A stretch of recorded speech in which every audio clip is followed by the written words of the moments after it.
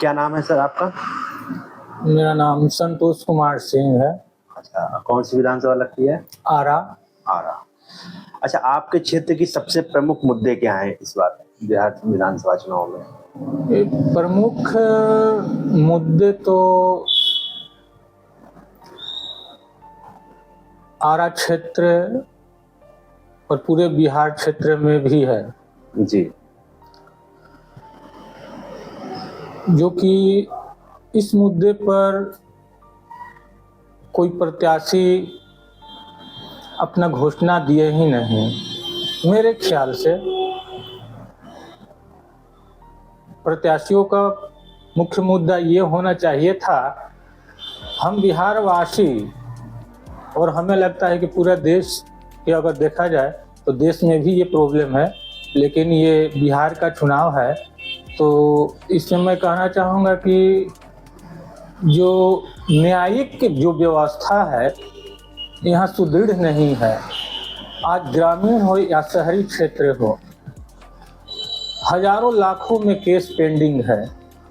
कोई केस 20 वर्ष, कोई 30 वर्ष, कोई 40 वर्ष, यहाँ तक कि लड़ाई लेने वाले, केस करने वाले का अंतिम भी हो जाता है तब भी उसका समाधान नहीं हो पाता है, उसके परिजन को भुगतना पड़ता है। तो इस मुद्दा पर लोगों को बात करना चाहिए, प्रत्याशियों को, हम जैसे जनता को आवाज़ भी उठाना चाहिए अपने अपने प्रत्याशियों से कि इस मुद्दे पर आप लोग बात करें, इसका आवाज़ ऊपर तक उठाएं ताकि ये जो भी न्याय व्यवस्था है सुदृढ़ हो सके, ताकि हम लोग की राहत मिले। न्याय व्यवस्था आपका? न्याय व्यवस्था है। दूसरी है ये व्यवस्था की शिक्षा का व्यवस्था। जी, हम लोग को चाहिए विश्व स्तरीय शिक्षा, जिसमें विश्व के किसी कोने में जाए तो हम लोगों को एडजस्ट कर पाए, बच्चे लोग एडजस्ट कर पाए। यहाँ पर हिंदी मीडियम का केवल पढ़ाई पर प्राथमिकता दी जाती है और विश्व क्या नेशनल लेवल पे ही कठिनाई होती है। हम चाह रहे हैं कि शिक्षा का लेवल यहाँ तेजी से ही इंग्लिश मीडियम का हो जाए ताकि बच्चे सुचारू ढंग से पढ़ सके और आगे बढ़ सके। और इसमें भारत सरकार हो या बिहार सरकार हो, काफी युद्ध स्तर पर अभियान चला करके ये देखे कि गरीब के बच्चे कौन वैज्ञानिक दिमाग के हैं, शुद्धात्मक दिमाग के हैं, उसको ऑब्जर्व करके अपने कस्टडी में लेकर के और अपने स्तर से काम करे, उससे विदेश में भी भेज सके। वही बच्चे न फिर ये वैज्ञानिक बनेंगे तो कुछ शोध करेंगे, फिर पढ़कर आएंगे तो उनसे कुछ क्रिएटिव माइंड हो जाएगा।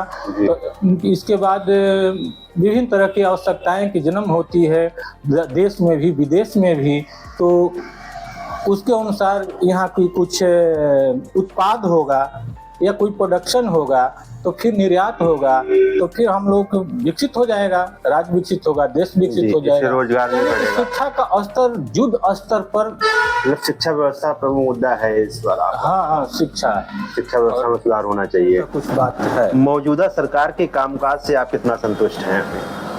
मौजूदा जो ये सरकार के कामकाज से अभी 5 बरस पहले यानी 2020 के पहले तक मैं 100% संतुष्ट था। बहुत मैं खुश था कि ये ईश्वर की फरिश्ता बन करके नीतीश कुमार आए और हमारे ये बिहार को काफ़ी परिवर्तन किया, बहुत अच्छा किया। आज के डेट में जो हमने मुद्दे पर बात किया कुछ, उस पर कुछ अच्छा नहीं कर पा रहे हैं, पता नहीं क्यों। जैसे ये सब जो मुद्दे बताए ना, 2 3 4 शिक्षा पर, न्यायिक व्यवस्था पर, हैं। अब कोर्ट कचहरी का ब्लॉक का हाल है। यहाँ पर पब्लिक से मुझे सूचना मिलती है कि यहाँ जमाबंदी को लेकर के बहुत सारे पैसे लोग ऐंठ लेते हैं, गरीब हो या अमीर हो किसी से। तो ये सब कुछ अच्छा नहीं लग रहा है। वही न्यायिक व्यवस्था सुदृढ़ करना चाहिए। 2020 के बाद से इनका इस गवर्नमेंट का रवैया मतलब सही नहीं लगा आपको? सही नहीं लगा। उनमें दोष नहीं है, आंतरिक दोष नहीं है, ये मैं दोष नहीं कहूँगा। वो तो ईश्वर के फरिश्ता बन करके आए हमारी नज़रों से। अब पता नहीं क्यों कार्य वैसा नहीं हो पा रहा है, ये हमें समझ में नहीं है। ठीक ना, ये अगर हम चाहें कि कोई दूसरा मुख्यमंत्री एनडीए सरकार बना देती तो अच्छा ही रहता। वोट चोरी पर आपकी राय क्या है? जो विपक्ष हमेशा आवाज उठा रहा है, वोट चोरी करवा रही है, ये सब विपक्षी लोग कुछ करते हैं, इसके बारे में ज़्यादा अनुभव तो नहीं है। वोट चोरी कैसे हो जाएगा? ये वोट चोरी करना हमें नहीं लगता है। कोई गलत तरीके से कोई आधार कार्ड बना लिया होगा तो उसके लिए लोग छांटते होंगे, इसके बारे में हमें जानकारी नहीं है। अच्छा, जैसे सभी पार्टियां अपने अपने घोषणा पत्र में कह रही हैं, जैसे इंडिया गठबंधन भी कह रहा है कि पलायन को रोकेंगे, तेजस्वी यादव कह रहे हैं कि पलायन को रोकेंगे, और एनडीए का गठबंधन मोदी जी भी कह रहे हैं कि पलायन को हम रोकेंगे, बिहार पलायन नहीं करेगा, और जन स्वराज पार्टी के जो प्रशांत किशोर हैं वो भी कह रहे हैं कि पलायन को हम रोकेंगे। तो भरोसा किस पे है आपको? कौन रोक सकता है पलायन को? देखिए, ये कहना मुश्किल है। हम यकीन बोले, जिसका आधारभूत बिहार के आधारभूत संरचना जो है जी, उसके बारे में गहन अध्ययन किए हों, उसका मैनेजिंग क्षमता यदि उनमें होगा, बारीकी से अध्ययन करते हुए एक स्ट्रेटजी बनाए होंगे, अपना एक प्लान बनाए होंगे, उस प्लान के द्वारा धीरे धीरे सुचारू ढंग से चलाएंगे तो प्लान रुक सकता है। हो सकता है कि वही मैं कह रहा हूँ, जैसे तीनों लोग दावा कर रहे हैं कि हम रोकेंगे, हम रोकेंगे, हम रोकेंगे, तो किस पे भरोसा है आपको? कौन रोक सकता है? कौन रोक सकता है? तो देखिए, ये अभी तक तो हमने जो मौजूदा सरकार है जी, वो तो देखबे किए हैं, लेकिन इसी सरकार के अंतर्गत में, एनडीए सरकार के अंतर्गत ही कुछ हो सकता है तो हो सकता है। अच्छा। दूसरा कोई नहीं कर सकता है। और थोड़ी भरोसा है, एक नई उभरती हुई आ रही है ये पार्टी जन स्वराज जी, तो इन पर भरोसा है। काफ़ी मैच्योर्ड दिखते हैं, अपने घोषणाओं से भी मजबूत दिखते हैं, बस और तो कोई नहीं नजर आ रहा है मुझे। सभी पार्टियों ने जारी किया है, किसका चुनावी घोषणा पत्र सबसे अच्छा लग रहा है आपको? इसमें